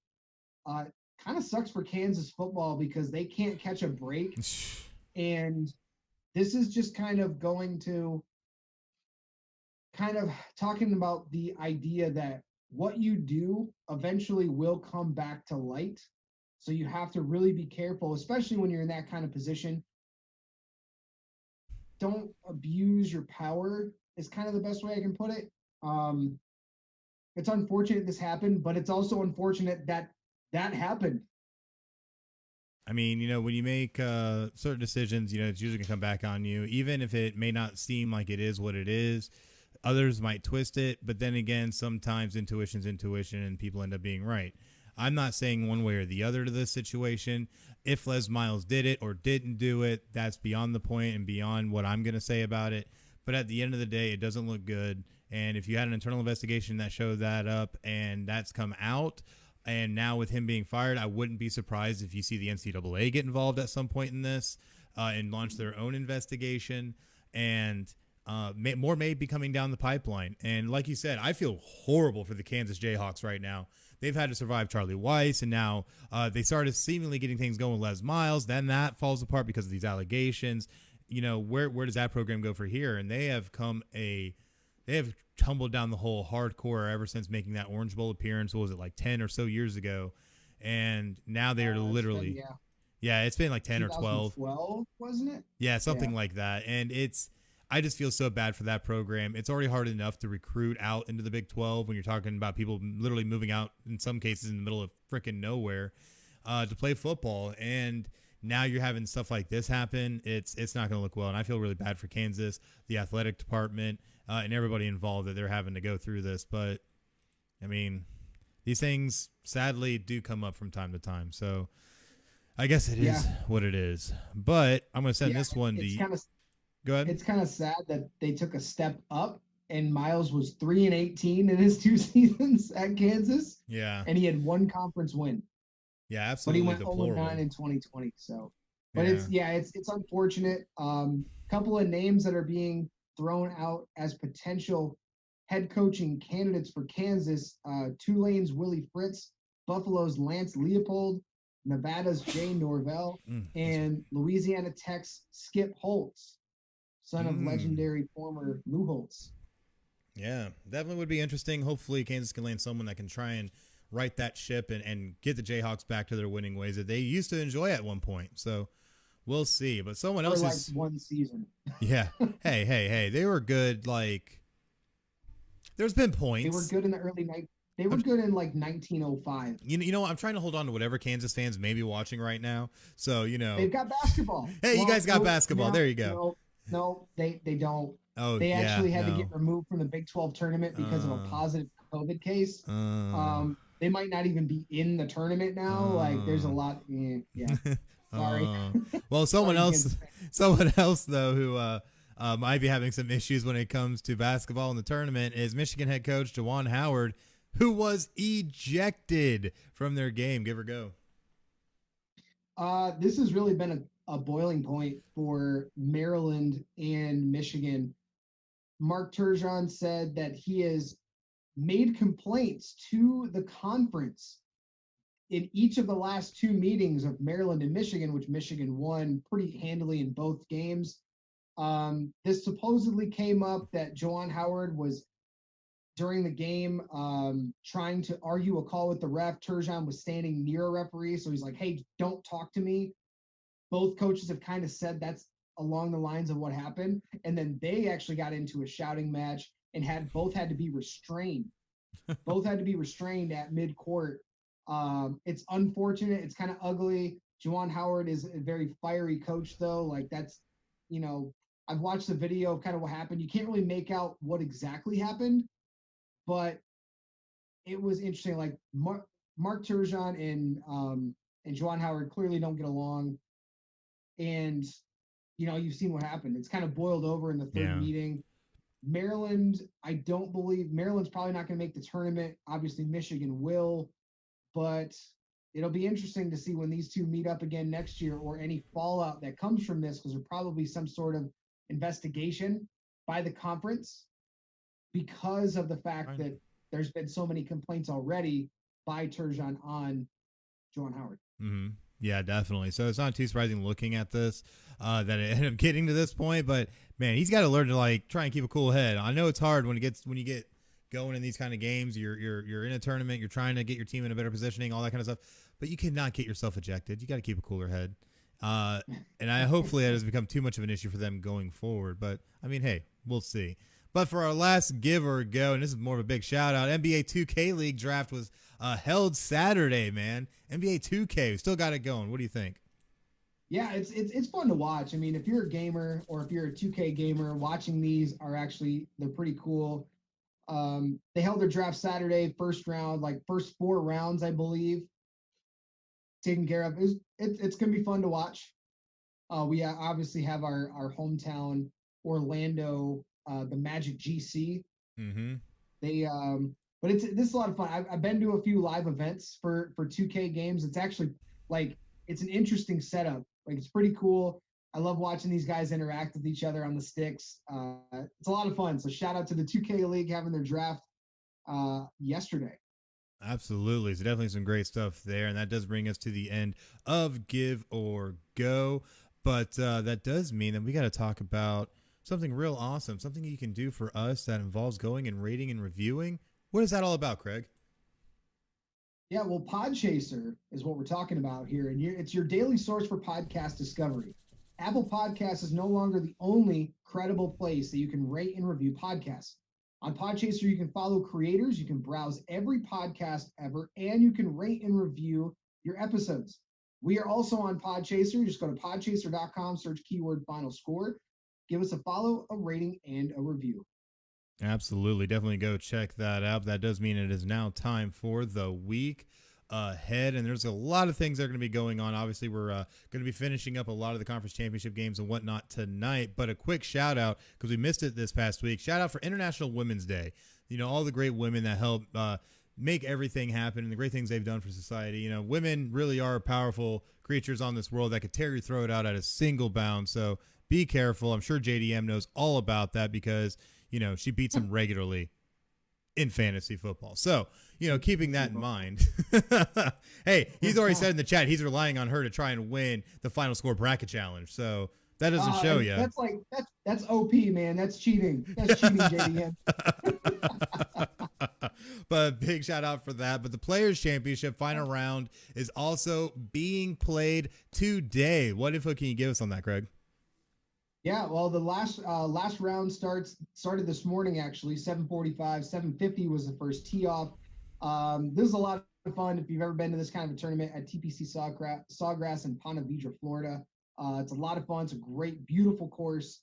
Leah Westwood was leading going in today at 13 under. Bryson DeChambeau is at second. It's at 11 under. Coverage today is going to be 1 to 6 p.m. on NBC. And the really what the notables here are the people that missed the cut. A couple of big names really missed the cut. Rory McIlroy was 10 over. Ricky Fowler was 6 over, and Tony Finau was 3 over, just to name a couple. But the coverage there has already started, or starts this afternoon in a few minutes, actually. And Lee Westwood is paired off with Bryson DeChambeau. They both tee off at 1:50 p.m. So a lot of the leaders are about to tee off here in the next half hour or so. So if you're a golf fan, TPC Sawgrass is a really great course to watch some golf being played. So that's today on NBC. Yeah, absolutely. Definitely check that out, as well as the great PCN sports lineup that we have here now on the network, with great shows like Not a Hockey Market podcast that brings you the very latest in hockey, and even with the markets that are not as big as the big boys. So you definitely make sure you get that nice, gritty look into the hockey world with JDM. Definitely make sure to check them out, as well as the Nest podcast. Really great guys covering all kind of arrays of topics, but mainly geared towards sports and baseball. So definitely make sure to check them out as well. Really great guys over there with Brandon and Zach. And of course, the Rip Griffin Show with, of course, Rip Griffin and Brad Chandler, bringing you the very latest in baseball week in and week out. And those guys are absolutely amazing. I actually got to talk to Brad Chandler yesterday. That guy is a madman. He is just working no till no tomorrow. I think that guy does more episodes in a week than we do over the course of half a year. So that dude is just something. But really great stuff. That's some great shows. Absolutely. Some great shows this last week. Rip Griffin. They're talking spring trainings in full effect. So they've been really heavy into spring training news and notes. Nest podcast. They're going to be covering the NL East on Monday this week. They're going to be, both of those shows are live here on Facebook. So go check them out. And of course, our last show here, I'll let you finish it. Well, real quick too, with the Rip Griffin show, they also are going to be making a huge, or have made a huge announcement, but they're going to be debuting a third co-host. So definitely keep an eye out for that. But yes, the last one on the list is Fixed Edge, formerly Double Dime, is now starting to go strong, bringing you the very latest in sports investing and the money lines for all these games across all aspects of sports. Things a little tumultuous, but I think we're going live. I want to say it's tonight or sometime this week. I'm not sure, but we'll make it happen. Definitely keep your eyes glued at Fixed Edge on social media, namely Twitter, and we'll be able to get you that info when it is available. So definitely make sure to check that out. All the great podcasts that we have as part of the PCN sports lineup. But there is one more show that's part of that, and of course it's the one you're watching now. Good old Final Score, as we go and hit episode 98 next Sunday at 10 a.m. Eastern here live on Facebook Live as we continue our countdown to episode 100. And we really do have a lot of huge surprises. You guys think the bracket challenge thing is cool? That is just barely the tip of the iceberg. Like literally, that's me just brushing off the shaved ice right off the top. And because we have so many cool things that are planned. So definitely make sure to stay with us. Hit that like, hit that follow, hit that subscribe button. That way you don't miss out, because it's going to be epic. Going to be epic. But man, that brings us to the end of our episode, man. It's a sad moment right now. Oh, man. Any last words, man? Yeah, happy St. Patrick's Day this week, everybody. Yes. Coming up in a couple days. And we're looking forward. We got the NFL league year is coming up this week as well. So we're ready to be available and scouring social media to bring you the latest and greatest in NFL, and of course other announcements that we have coming up on the show. So check that out at PCN Final Score, Facebook, Twitter, Instagram. Check us out. Absolutely. Definitely make sure to check all that out. And, I think it's interesting that they have the new league year and St. Patrick's Day on the same day. So if you're feeling any kind of way, you can just go out and drink about it and you'll be okay. So definitely, though. And you will not be judged. And you will not be judged. But no matter what, please be safe. Have a safe St. Patrick's Day and try and make sure that you make it home safely. It's going to be the biggest thing. Shouldn't be doing anything too crazy like drinking and driving. So be safe. And then, of course, wait it out and you can come join us next Sunday for episode 98. But until then, I'm Chris, and that's Craig, and you guys have just watched Final Score. Y'all have a great night.